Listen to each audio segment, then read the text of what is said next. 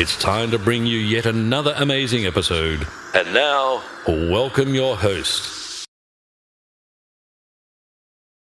Good to have you on the show. This is Omobola Stephen, the host of Library by Omobola Stephen. On the show, we like to share disruptive yet constructive mindship conversations on topics and subjects that are ranging from personal development and self-improvement. We realize the importance of embracing personal development and self-improvement along the course of our lives, because when we do so, we tend to find ourselves along the way. And it's such a beautiful experience and a fulfilling one when we realize who we are in this regard, and also realize all the potentials and possibilities that life has in offering for us. Now, if we don't give up on improving ourselves and also personally developing ourselves. The mission and the focus of Library by Omobola Stephen is to provide this insight that are transformative in order for you to move from where you are to where you need to be. Today, I have Anna Rosa Parker, who is the mentor, entrepreneur, and creator of the EVOKE Method. She's on Library by Omobola Stephen. We want to explore on the topic of how leaders can align their personal stories with heart intelligence. Thank you for joining me, Anna Rosa Parker. Thank you. Thank you. Thank you once again. I'm looking forward to a great time indeed. You guide change makers to lead their authentic stories, combining story mapping with earth intelligence. I have one question for you, Anna. First off, who do you classify as the change makers, and how does your approach work? Yeah, change makers, they're often creatives or entrepreneurs. They're people that want to make a change and, leave a mark on the world, leave the world better than they found it. So mission-driven, entrepreneurial folks is the clientele that I work with a lot. All right, so tell me, how does your approach work? Yeah, so I also believe that the story you tell, as in the story you show up in and with, is really important. It sort of tells people as you show up in the room, or you show up on stage, or in the boardroom, wherever you are. And for people, it's very common that people are not aware of the story that they're telling. So there's sort of just wake up in the morning and move forward, and without taking that sort of an inventory of where you are. So I created a method that will take you through and reframe your narrative through a story mapping. We start, for example, with your roots, where you came from, and how you grew up, what role in the family you played. We talk about your values, what's important to you, what was important then, and how you've grown, how your values have changed. We also go into your goals, and often people have goals and dreams very far apart. So I like to look at that. Why is the dream so shiny and far away, and the goals are more realistic? Can we merge the two, and you can actually actively work on your big goals, your dream goals. We also go through sort of the image you have, what you're all about, and how you show up. So that's sort of to get started. That's the sort of the opening of your film, the cold opening, if you will. And then we story map your future and the projects you are working on. And I do work with also heart math technique, or heart coherence, the heart intelligence, the intelligence of the heart. There's so much more intelligence in the heart than we have been made to believe. And the heart sends so much more information to the brain than the brain to the heart. And this can be done through sort of a self-regulation. So by improving communication between your heart and the brain, you gain better control over your emotions, your behaviors, your decision-making become more aligned. It will take you from that from sympathetic nervous system, which is very stress-driven, to parasympathetic nervous system, which is in a more of a calm state, and that's when it's better to make decisions.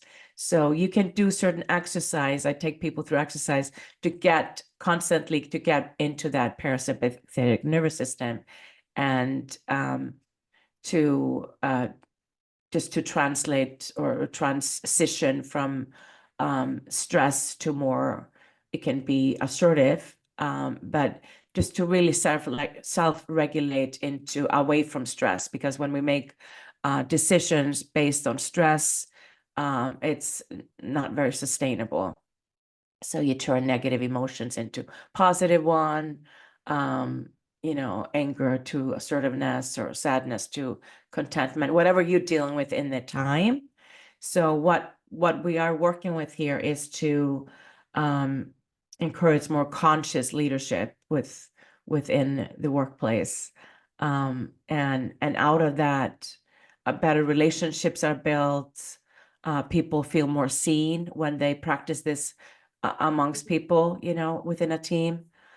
So it's better overall that it's always about awareness, awareness of our own story and then how we communicate. So it taps into emotional intelligence. All right. Okay. Close to just what you shared now. You mentioned heart intelligence, but I'd like to ask, what is art coherence? Is it the same thing as art intelligence? And how do you think it impacts our stress and growth? Yeah, so heart intelligence is the intelligence of the heart. The heart coherence is when your brain and your nervous systems are aligned. So that, like I said, it can take you from stress mode by improving communication between your heart and your brain. So you gain better control over your emotions and your behaviors, and it's increased self-awareness that helps you respond more effectively to challenges, to stress, which is often in the workplace, just making more adaptable and being more adaptable and resilient, and making more clear decisions. All right. Excuse me, please.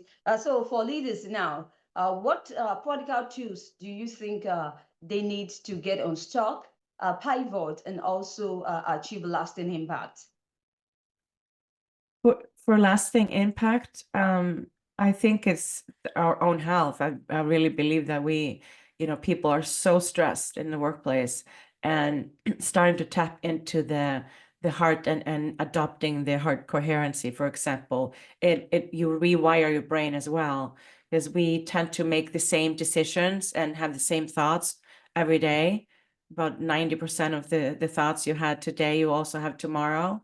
So when we are actively rewiring our brain, our thought pattern through the heart, so we are tapping into the heart, and the heart will feed the brain what kind of thought behaviors we should be having. It really removes all the stress and the sort of a hassled, fast, and thought out decisions. So, and being in coherence, that means that your heart and your brain are aligned, and that's that clear communication you will gain. And the heart coherence, there's for example, there's an exercise called quick coherence. So you just take 3 minutes, and you breathe into the heart, and you get still in your heart, and you start to change how you feel. You start to find a place of appreciation, something that is more calm and positive, and therefore you start to feel differently. Your nervous system is aligned, and your brain is aligned with your heart, and that's the desired place where we want to be throughout our day. And we can do it within 3 minutes. You can change how you're operating. You can do it on the subway, in a meeting, anywhere. We find ourselves being stuck. We're repeating the same behavior, and things feel overwhelming. It feels like too much. It's often time to simplify. We tend to be doing way too many things at once, and that's not sustainable either. But by simplifying and being in that heart coherency, that helps us with the decision making. But stuckness is a very common thing. It's most people will get there at some point in their life, and like 70% of people after 40, excuse me, are, say that they're stuck in life or in their workplace. And think if you adapt more awareness of what you are doing, what you're trying to do, and why you're trying to do it, just to understand where you are, that always helps you sort of, and I always believe in writing it down versus when we're carrying everything in our heads, it's not sustainable either. So bringing it down to the page to have a look at it, to see how we can delegate and not be having to do everything ourselves.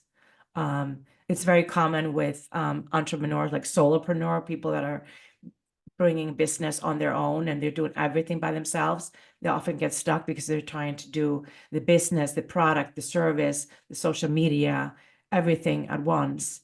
And it's really helpful just to simplify. Don't be on all the platforms. You don't have to show up on one, or if be somewhere where people can contact you.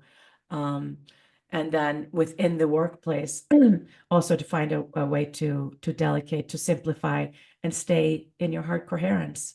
And it's really important to understand our story. Again, the story we're telling, it always comes down back to that.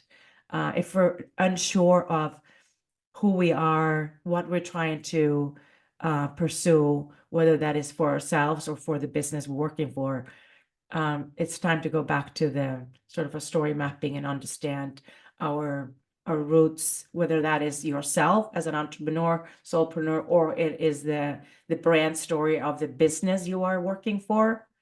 And then their goals, always just be aligned with the work you do, whether that is for someone else or yourself, to find a way, like to understand the values of someone, the business you're working with, and see if you can connect with them. If there's a huge disconnect between your personal goals and the business you are working for, that might be something to look at. Then it might not be a great fit. Anna, so how important is it for leaders to rewrite their leadership story? To write their leadership story? I think it's very important. It calls out awareness. It informs the people around you, what your intentions are and where you go and what you believe in. I think that's really important for us to come together. We're all very different, have different belief system, but to have transparency in that is very important. And that can go a little bit into what's called difficult dialogue, where people have to sort of align from different backgrounds. But the leadership story is very important to inform who you are, and just to have more of that transparency, because if people are unsure of who they are, they might not be believed by their coworkers, their team members. Because if you are not connected with your story, then your energy will just be off. And so you might be speaking more like a talking head, but it's not believed what you are saying if you're not connected and you are not unaware of the story you are showing up with in the world, if that makes sense. So what are tips or strategies can you provide to these leaders? Yeah, so I would start with yourself, with your personal story. I would sort of just go through your trajectory, where you came from, where you're going, where you want to go, what you're trying to achieve. I would go through your values, what's important to you, and putting into buckets. Are you putting everything into the business, and is then your family and your home life suffering? Like, how much energy are you putting into, and how many sort of buckets do you have? A lot of people have like the business they're working for, or they are running a business, and then there's the family life, and then there's another networking or another platform. But whatever it is, just understand that you are also giving love and attention to your home base, to your family, because that really translates into the energy you show up with as a leader. Because if you are a leader telling people a story that is untrue, there is a disconnect that the audience will feel. So it always comes back to that sort of a transparency. So start with yourself and then go into the story of the business, whether that is, a bigger corporation or a smaller entity, to really understand where that story began of that business and where they're going and the values, to be, reconnect with the values of it and the objectives. So it's really clear to everyone around you where you are going. It comes always with that sort of a storytelling, and it's like a way of informing and people and having people building tighter, more productive teams. Anna, sometimes leadership can be very frustrating, especially where you anticipate yourself to be isn't where you are at the moment. So what's your take on this? What advice or tips can you provide to this set of leaders at this moment of their lives or their career? In the method, that's also about the EVOKE method guides people to step into the story they're, meant to tell or lead. So you discover who you are at your core. You understand what you truly want and why. You define your values. You set purposeful goal that are really aligned with your vision and what your belief system. So EVOKE is broken into 5 categories, and I have several. This is just sort of the headline of it, but there are to depth. There's more about, covering the roots of yourself or your the business to connect with your roots, so you sort of reshape your personal story or your narrative, because there can be a lot of healing in authenticity. And when people are sort of just talking heads or being a strong leader, if you will, they might not be fully conscious or have awareness about how they show up and where they came from, because that's so important in today's leadership. We want conscious leaders. We want people that are conscious, they have awareness, and for us to believe them.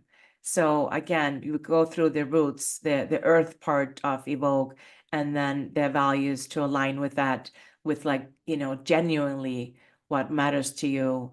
And we want to understand where leaders are going, what they are fighting for, what they believe in, and to create a foundation that connects, the foundation connects with that individual. Again, if there's a disconnect, it's obvious to us.